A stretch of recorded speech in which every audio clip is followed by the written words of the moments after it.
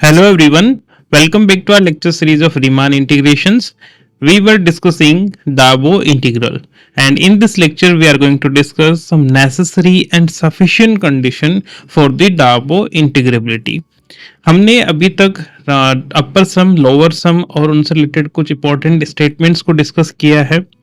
हमने किसी पार्टीशन के रिफाइनमेंट से या फिर हम कहें किसी पार्टीशन में किसी एक भी पॉइंट के इंक्लूजन से अपर सम और लोअर सम में क्या इफेक्ट आते हैं, इनको भी हमने अभी तक डिटेल में डिस्कस किया है।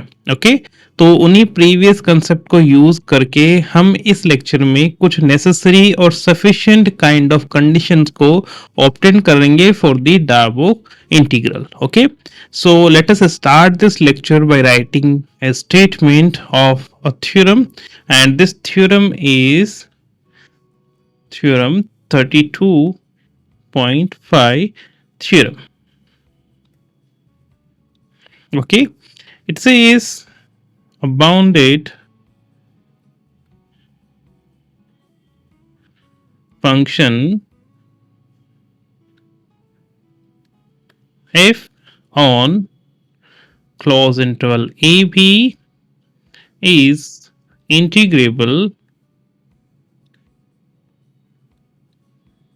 if and only if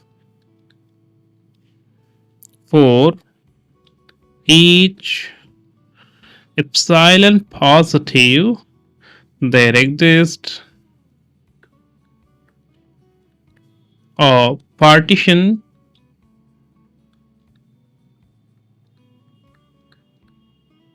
of partition P, okay, partition P of the closed interval A comma B such that we have the following one, that the upper UFP and the lower sum LFP, the difference is always less than this epsilon positive. Okay, now this statement says, देखिए हम analysis पढ़ रहे हैं और analysis में हम जब तक इप्सिलॉन डेल्टा नहीं पढ़ेंगे तब तक कैसे हम कह सकते हैं कि हमने एनालिसिस पढ़ा है। So here we are again having the epsilon role while discussing the Darboux integral. Okay, अब इस स्टेटमेंट में हमारे पास क्या है कि कोई भी हम पॉजिटिव एप्सिलॉन चूज करें for this epsilon if we have some partition P of this interval A, B such that this difference is always less than epsilon. Okay, basically हमने किसी भी बाउंडेड फंक्शन को डार्बो इंटीग्रल बोलने का meaning क्या है, let me recall that, कि अगर हम UF और LF को इक्वल बता पा रहे हैं तो this is the condition for a function to be Darboux integral, right. अब UF को हमने डिफाइन किया था, this UF is the infimum of all the upper sum, right, and this LF was the supremum of all the lower sums. हमने ये भी देखा था कि अगर ये वाला किसी फंक्शन को रिप्रेजेंट कर रहा है तो हमेशा अपर सम यहाँ पर रहेगा और लोअर सम इस तरीके से रहेगा, राइट। अब इस तरीके से रहने का सेंस क्या है कि ग्राफ से ऊपर हमेशा अपर सम रहेगा और लोअर सम हमेशा ग्राफ से नीचे ही रहेगा। अगर हम ग्राफ के रेफरेंस को रिमूव करें तो हम ऐसा कह सकते हैं ना कि upper sum is always greater equals to the lower sum, right. अगर इनका डिफरेंस हम arbitrary closed difference arbitrary small बना सके, या फिर हम कहें अच्छा इनका जो डिफरेंस है वो आर्बिट्ररी स्मॉल होने का क्या सेंस है, that this white and this red line are coming close and close to each other, okay।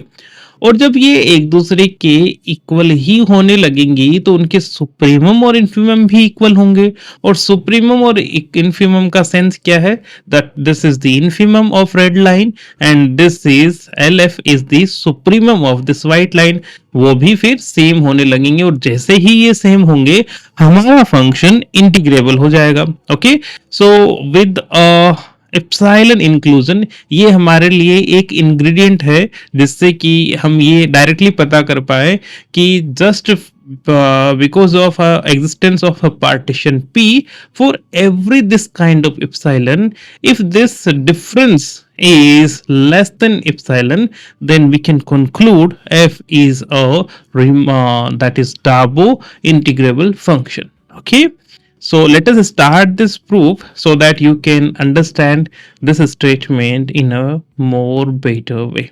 Okay, so since this is strong condition, okay, हम इस लेक्चर में पढ़ ही नेसेसरी एंड सफिशिएंट कंडीशन रहे हैं, तो ये एक if and only if condition है, दैट इज स्ट्रॉन्ग कंडीशन है। तो हम सबसे पहले सपोज कर लेंगे कि हमारा फंक्शन इंटीग्रेबल है, और फिर हम किसी ऐसे एप्सिलॉन के लिए, ऐसे एप्सिलॉन पॉजिटिव के लिए इस तरीके के पार्टीशन के लिए, पार्टीशन के एग्जिस्टेंस के बारे में बात करेंगे, जिसके लिए यूएफ और यूएफपी और एलएफपी ये रूल फॉलो करें। ओके, फिर जब हम कन्वर्स डायरेक्शन में चलेंगे तो हम कहेंगे for given any epsilon positive we are having some partition P for which UFP and LFP are following this rule, then F becomes Darboux integrable. Okay, so let us start this game, and in the first step, as a first step, we are going to take that F is integrable. Let me point out, okay, so that जब आप syllabus पूरा करके इस वापस statement को पढ़ें तो यहाँ पर इंटीग्रेबिलिटी का आप मीनिंग समझ सके। यहाँ पर ये जो इंटीग्रेबल है, this is Darboux, okay, this is Darboux integrability. Okay, so you can either say that A comma B is Darboux integrable. Okay, so the first direction is like F is integrable, then we are going to prove that for epsilon positive there exists P such that UFP minus LFP is less than epsilon. We are going to prove this. Okay, ये हमारी understanding के लिए है कि हम क्या proof कर रहे हैं। ओके, हम केवल ब्लाइंडली ही सब कुछ नहीं लिख रहे हैं, हम सपोज करेंगे एफ इंटीग्रेबल है और एट लास्ट हम ऐसा सा एक सेंस लेके आएंगे। ओके, सो suppose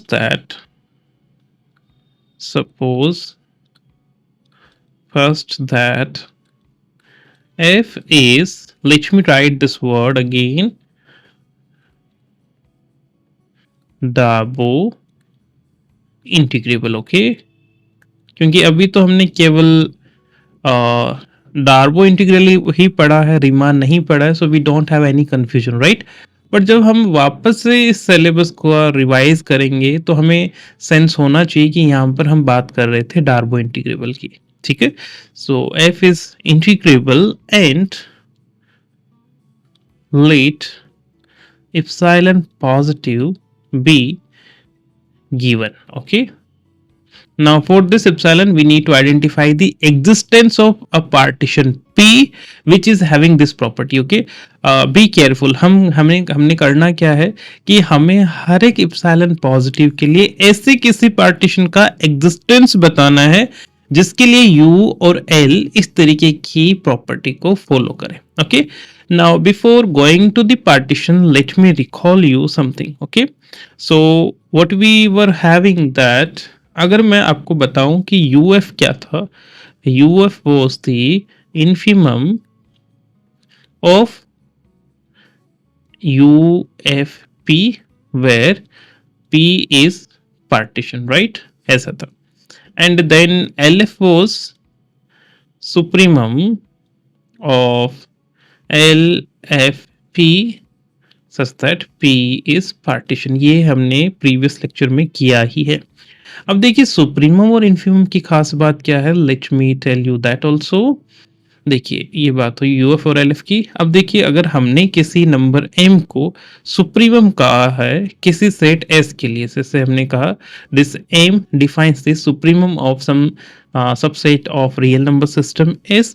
ओके, अब इसको सुप्रीमम का और हमने कहा this m small m is the infimum of this set S. Okay, I'm telling you something important about supremum and infimum. Okay, so that you can understand the next step easily. अब supremum की खास बात क्या है कि this is the lowest upper bound. Okay, जितने भी S के, suppose this is our set. Okay, somewhere these are the distribution of the point of our set, और इनके बीच में भी हमारे अनकाउंटेबली इनफाइनाइट पॉइंट हो सकते हैं. This is our set S. तो जितने भी एम होंगे यहाँ पर हमारे पास एम रहा होगा और यहाँ पर स्मॉल एम रहा होगा. ठीक है, तो सुप्रीमम कहने का सेंस क्या है कि दिस इज द लोवेस्ट. यहाँ पर जितने भी हैं ये सब हमारे लिए अपर बाउंड. ओके, और लेफ्ट हैंड साइड जितने भी हैं ये हमारे लिए लोअर बाउंड है. Okay, these all are lower bounds. हम इनमें क्या कर रहे हैं, we are just identifying those upper bounds which one those upper bound which is the least one. okay, और उसी लिस्ट को हमने बोला है सुप्रीमम. और यहाँ पर जो सबसे बड़ा जो लोअर बाउंड है that is our infimum. Okay, अब इनके बारे में खास बात क्या है कि अगर हम इस m में से एक पॉजिटिव क्वांटिटी चाहे कितनी भी स्मॉल हो, अगर उसको सब्ट्रैक्ट करें तो ये लोअर बाउंड ही नहीं रहता. ओके, आई एम रिपीटिंग, अगर इस m में से हम एक very small as we want कोई भी स्मॉल क्वांटिटी को सब्ट्रैक्ट करें तो वो अपर बाउंड ही नहीं रहेगा. इसी तरीके से अगर ये m एक इन्फीमम को रिप्रेजेंट कर रहा है तो अगर हम इसमें कोई भी छोटी से छोटी पॉजिटिव क्वांटिटी ऐड कर देंगे तो ये लोअर बाउंड नहीं रहेगा. अब किसी पॉइंट का अपर बाउंड नहीं रहना इसका क्या कॉन्सिक्वेंस है, और किसी नंबर का लोअर बाउंड नहीं रहना इसका क्या कॉन्सिक्वेंस है, वो मैं यहाँ पर लिख रहा हूँ. ठीक है, ये सभी कंसेप्ट हमें आते ही हैं और आने भी चाहिए ताकि हम लोग इस तरीके के डिस्कशन में इनको हमने ना इंक्लूड करना पड़े. ओके, सो ये बात थी यूएफ की और ये बात हो रही है सुप्रीमम और इन्फीमम के बारे में.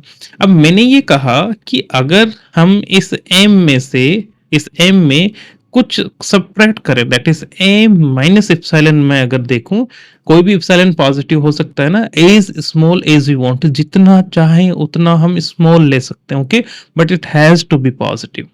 अगर हम कहें कि इस m में से हमने वेरी स्मॉल पॉजिटिव क्वांटिटी अगर सब्ट्रैक्ट की है तो अब ये लो अपर बाउंड ही नहीं है. अब कोई भी नंबर अपर बाउंड नहीं है, इसका मतलब क्या है कि इस सेट S में कोई ऐसा पॉइंट रहा होगा जो इससे बड़ा है, तभी तो ये अपर बाउंड नहीं है. इसका मतलब m minus epsilon is less than equal to some x for some x in S. अगर हम कह रहे हैं कि दिस एप्सिलॉन इज पॉजिटिव तो ये अपर बाउंड ही नहीं रहा. Okay, this is very important. Now come to the next one. अगर मैं कहूँ कि इस m में this is that defines the infimum of the set S, अगर हम इसमें कोई एक पॉजिटिव क्वांटिटी जितनी कम चाहे उतनी हम ले सकते हैं, but it has to be positive. अगर इसमें हम कोई भी पॉजिटिव क्वांटिटी ऐड कर लें तो ये लोअर बाउंड ही नहीं है. अब लोअर बाउंड नहीं है इसका क्या सेंस है, इसका मतलब अगर हम कुछ m प्लस एप्सिलॉन कर रहे हैं तो ये लोअर बाउंड नहीं है. अब ये लोअर बाउंड नहीं है इसका मतलब कोई ना कोई x रहा होगा जिससे ये बड़ा, लेट मी राइट सम y. ओके, कोई ना कोई ऐसा y रहा होगा जिससे ये बड़ा है. अगर इस सेट S में कोई ऐसा एलिमेंट y मिल रहा है जिससे ये बड़ा है, इसका मतलब ये हमारे सेट S के लिए कोई लोअर बाउंड नहीं है. Right, for some y in S. Okay, so कहने का सेंस क्या है कि अगर हम सुप्रीमम में से कोई पॉजिटिव क्वांटिटी सब्ट्रैक्ट करें तो वो अपर बाउंड ही नहीं रहता. किसी इन्फीमम में से अगर हम इन्फीमम में कोई पॉजिटिव क्वांटिटी ऐड कर दें तो ये लोअर बाउंड तक नहीं रहता. इन्फीमम और सुप्रीमम होने की बाद की बात है. ठीक है, अब हम सेम कंसेप्ट यूएफपी और एलएफपी पे अप्लाई करेंगे क्योंकि this LFP is supremum. Okay, so we can apply this concept of this capital M. अब हम ये कह रहे हैं कि इस कैपिटल M में से जब सब्ट्रैक्ट कर रहे हैं, इसका मतलब अगर हम इस LF में से कुछ भी पॉजिटिव क्वांटिटी सब्ट्रैक्ट करेंगे तो वो सुप्रीमम या फिर हम कहें कि वो एक अपर बाउंड ही नहीं रहेगा. राइट। अगर एलएफ में से कोई भी पॉजिटिव क्वांटिटी सब्ट्रैक्ट करेंगे, लाइक सेम, एकदम सेम, ओके। यहाँ पर एलएफ का मीनिंग क्या है? Capital F. अगर हम एलएफ में से कोई भी पॉजिटिव क्वांटिटी सब्ट्रैक्ट करेंगे, इसका मतलब वो इस सेट के लिए एक अपर बाउंड ही नहीं है। अपर बाउंड नहीं है मतलब कोई ना कोई ऐसा पार्टीशन हमें मिल ही जाएगा जिस पार्टीशन के लिए अगर हम एल एफ पी फाइंड करेंगे तो वो एल एफ पी उस L F minus some positive quantity से बड़ा होगा। Okay, we have this scenario. Okay, we have this scenario. अब यहाँ पे m की जगह क्या है? एल एफ माइनस यहाँ कोई positive quantity will be less than this some element of this set. अब यहाँ से क्या, कैसे हमें अलग अलग एलिमेंट्स मिलेंगे? जैसे जैसे हम पार्टीशन को बदलते जाएंगे वैसे वैसे हमें अलग अलग लोअर बाउंड्स, लोअर सम्स मिलते जाएंगे। ठीक है। इसी तरीके से अगर मैं यूएफ की बात करूं, क्योंकि ये इन्फिमम है और इन्फिमम में हम कह रहे हैं कि अगर हम कोई पॉजिटिव क्वांटिटी ऐड कर दें तो ये लोअर बाउंड ही नहीं रहता। ओके, अब लोअर बाउंड नहीं है मतलब ये सिनेरियो हम एक तो ऐसा बोल रहे हैं कि लोअर बाउंड है ही नहीं, और दूसरा मैथमेटिकली ऐसे लिख रहे हैं, तो दोनों बातें सेम ही है। इसका मतलब हम स्मॉल m की जगह यूएफ लिखेंगे। ओके, और यहाँ पर plus epsilon that is greater than, यहाँ पर आप स्ट्रिक्टली, लेट मी राइट, कि आप यहाँ पर लेस एन इक्वल टू भी लिख सकते हैं और स्ट्रिक्टली लेस देन भी लिख सकते हैं। This will be totally depends on your concept कि आप क्या प्रूफ करना चाह रहे हैं। Okay, this is also true, है ना। अब जब आप स्ट्रिक्टली लिखें तब भी ट्रू है, लेस एन इक्वल टू लिखें तब भी ट्रू है। ओके, नाउ इस स्मॉल m की जगह if I write uf, then uf में कुछ भी अगर मैं ऐड करूंगा तो वो इस सेट के लिए लोअर बाउंड ही नहीं रहेगा। अब इस सेट का लोअर बाउंड नहीं है, इसका मतलब ऐसा कोई पार्टीशन हमारे पास अवेलेबल है जिसके लिए अगर हम यूएफपी काउंट करें तो वो यूएफपी से बड़ा होगा। Okay, so this is what we are going to have in some consequences line. So let me write that. I hope you clear with this. अगर ये नहीं आपको समझ में आ रहा है तो just go back and re-listen that. Okay, so now let me come to this. अगर मैं कहूँ कि मेरे पास कोई एप्सिलॉन पॉजिटिव नंबर है, so I can apply this concept to UF and LF. Okay, then let epsilon be given and we know that UF is the infimum of this set UFP, where P is a partition of A comma B. हम A comma B के partition लेते जाएंगे और उन partition के लिए जो जो हमें यूएफपी मिलेंगे उनका इन्फिमम लेंगे तो हमें यूएफ मिलेगा। Okay, and what about LF? LF is equals to supremum of the set L F P, where P is a partition of A comma B. Okay, now for this given epsilon positive I am writing some partition. Okay, now for the epsilon positive there exist partitions P1 and P2 of the interval A comma B such that now I am applying this one. Okay, ऐसे हमें दो partition मिल ही जाएंगे such that the lower sum LFP1 is greater than LF minus epsilon by 2 and UFP2 that is less than UF plus epsilon by 2। तो यहाँ पर ये हमारे लिए सुप्रीमम है तो सुप्रीमम में से कुछ सब्ट्रैक्ट कर रहे हैं। यूएफ हमारे लिए इन्फीमम है, तो उसमें हम कुछ ऐड कर रहे हैं, तो इन्फीमम में कुछ ऐड करने से वो लोअर बाउंड ही नहीं रह रहा है, वो लाइन हमने यहाँ पर लिखी है। सुप्रीमम में से कुछ सब्ट्रैक्ट करें तो वो अपर बाउंड ही नहीं है, अपर बाउंड नहीं है, इसका मतलब हमें उस सेट में कोई ऐसा एलिमेंट मिल ही जाएगा जो कि इस नंबर से बड़ा होगा, अब बड़ा है तो ये फिर अपर बाउंड नहीं है, और इससे छोटा अगर हमें सेट में कोई एलिमेंट मिल रहा है तो ये एक लोअर बाउंड नहीं है।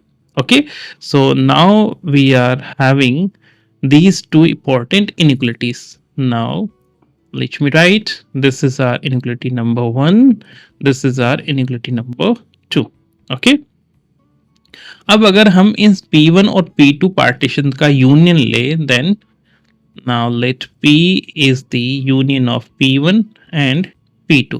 तो हमने ये देखा ही है कि P1 और P2 कोई भी दो अगर पार्टीशन है तो उनका यूनियन एक नए पार्टीशन को जनरेट करता है, and more precisely this P1 is a subset of P, this P2 is a subset of P, और जब कोई एक पार्टीशन P1 किसी दूसरे पार्टीशन P का सबसेट होता है तो हम इस P को P1 का रिफाइनमेंट बोलते हैं, और जैसे ही हमारे पास कंसेप्ट आता है रिफाइनमेंट का तो उस केस में वी हैव दिस थ्योरम जो हमने पढ़ा ही था। Let me write this statement that if P content in Q then we are having कि जब भी हम रिफाइनमेंट लेंगे तो लोअर सम हमेशा बढ़ता है, that is LFP is less than equals to LFQ। Okay, and अगर हम अपर सम की बात करें तो अपर सम में जब हम रिफाइनमेंट लेते हैं तो वो कम होता है, that is UFQ is less than equals to UFP। ठीक है, where this Q defines the refinement of this partition P। Now same statement हम एक बार हम P की जगह Q पुट करेंगे और P1 की जगह P पुट करेंगे, and then we will use these two inequalities. Okay, now what about the differences?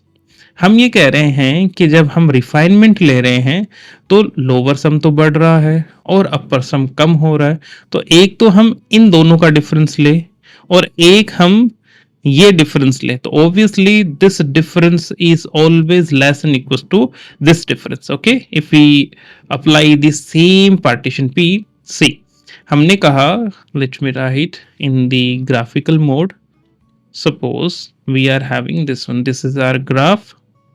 Okay, और जब हमने P के लिए डिफाइन किया तो हमारे लिए ये अपर सम आ रहा था। Okay, this is for P, और जब हमने लोअर सम के लिए अप्लाई किया तो ये पार्टीशन P के लिए हमने लोअर सम मिल रहा था। ठीक है, ये यहाँ पर मैं टच नहीं कर रहा हूँ, so that you can understand कि ये जो रिफाइनमेंट है उसकी यूज से how we are having the effects. अब हमने जैसे ही Q अप्लाई किया, Q के लिए हमने जब अपर सम आइडेंटिफाई किया तो ये हमेशा कम होगा, this is the for Q, this is the upper sum for Q, and now जब हमने लोअर सम की बात की तो लोअर सम हमें यहां पर मिलेगा, this is our lower sum for Q। अब आप देख पा रहे होंगे कि अगर हम सेम पार्टीशन P के लिए अपर सम और लोअर सम का डिफरेंस ले तो वो always greater than the difference when taking the partition Q। इसका मतलब this UFP minus LFP is always less than equals to this Q, so this UFQ minus LFQ is always less than equals to UFP minus LFP, right? क्योंकि अब अगर हम difference की बात करें तो पहले जब पार्टीशन P यूज कर रहे थे तब तो हमें डिफरेंस ये मिल रहा है, this is our difference. Okay, जब हम Q पार्टीशन को यूज कर रहे हैं तो हमें ये वाला डिफरेंस मिल रहा है, राइट? सो अगर कोई भी हम रिफाइनमेंट यूज लें तो हमेशा ये डिफरेंस में ऐसा रिलेशन होता है। ठीक है, so what I am trying to say, I am writing the conclusion of this statement here. ठीक है, so then we obtain UFP minus LFP। अब हम इसके रेफरेंस में लिख रहे हैं तो यहाँ पर P हमारे लिए रिफाइनमेंट है और P1 और P2 का जो रोल है वो P प्ले करेगा और ये जो कैपिटल P है इसका रोल ये Q प्ले कर रहा है ना. Q is the refinement of this partition P. अब यहाँ पर इस पार्टीशन P को हम P1 और P2 का रिफाइनमेंट करके यूज करने वाले. Okay. So now this defines the difference between these kind of green lines, okay, which is always less than equals to if we use U F P2 minus L F P1, okay. क्योंकि lower sum तो हमेशा ही less than होगा और जब हम Q के जगह उसका कोई सबसेट यूज करेंगे तो हमेशा वो नीचे ही रहेगा अगर हम लोअर सम में बात करें. और अगर सबसेट लेंगे अपर सम के सेंस में तो वो हमेशा इस ग्रीन लाइन से ऊपर ही रहेगा. तो अब हम बात कर रहे हैं इस तरीके की रेड लाइन के बीच में डिफरेंस और जब हम इस तरीके की ग्रीन लाइन के बीच की डिफरेंस की बात कर रहे हैं. Okay. So this difference is always less than equals to difference between this kind of upper sum and lower sum. Okay. यहाँ पर पार्टीशन P2 है, यहाँ पर पार्टीशन P1 है, यहाँ पर जो हमने समझा है वो सेम ही पार्टीशन के साथ समझा है. ओके. आप कैसा भी पार्टीशन यूज कर सकते हैं. ऑब्वियसली इस तरीके के जो पार्टीशंस हैं उनमें हमेशा रिफाइनमेंट क्लोज होंगे इस वाइट ग्राफ के. ठीक है. सो ये हमने बहुत डिस्कस किया ही है प्रीवियस लेक्चर में. नाउ यू कैन सी हमारे पास फ्रॉम द इनइक्वालिटी 1 एंड 2 हम UFP और LFP की जगह कुछ पुट कर सकते हैं. Right. See from the inequality 1 we are having LFP1. So here we are having LFP1. This is greater than LF minus epsilon by 2. And here we are having UFP2 is less than UF plus epsilon by 2. तो अगर हम UFP की जगह कोई बड़ी quantity use करें और इस LFP1 की जगह कोई स्मॉलर क्वांटिटी यूज करें तो ये डिफरेंस तो और भी बढ़ जाएगा. Okay. What I am trying to say कि अगर हमारे पास कुछ ऐसा सिनेरियो है that we are having A minus B, तो अगर A को हम बढ़ाएं और B को कम करते जाएं तो जो भी रिजल्टेंट डिफरेंस होगा बढ़ाने के बाद that is this is always less than equals to the greater A minus smaller B. Okay. So this is what I am trying to say कि इस क्वांटिटी को हम ऐसे लिख सकते हैं. ठीक है. So in place of UFP2 I am using the larger one. Okay. तो UFP2 से larger क्या है? UF plus epsilon by 2. So I'm writing this is strictly less than UF plus epsilon by 2 minus LFP1 की जगह हम लोग smaller one use कर रहे हैं that is LF minus epsilon by 2. So we are having LF minus epsilon by 2. This is from 1 and 2. From 1 and 2. Right. Now अगर इससे हम सिंप्लीफाई करें further then this will be equal to UF minus LF plus epsilon. Now this epsilon is arbitrary, right? This UF minus LF क्योंकि हमारा function integrable है और integrable की definition यही होती है कि उसका this upper integration is equal to the lower integration. Right. So since let me write this is our inequality 3. So since f is integrable, therefore UF must be equals to LF. Right. Let me write this is our 4. Now using 4 into 3 we have that this difference UFP minus LFP is strictly less than this will be 0 and then we are remains with the epsilon only. Right. This UF and LF will be equal, then we are having only epsilon. So this is what we wanted to achieve कि किसी partition P के लिए we are having किसी epsilon के लिए we must have such kind of partition. Okay. Thus for the given epsilon positive we have a partition partition P satisfying, let me write this inequality number 1. Okay, satisfying not 1. Okay, जो भी हमने achieve किया है उसी को ही हम, this is number 5, satisfying 5. Okay, so this is the one direction.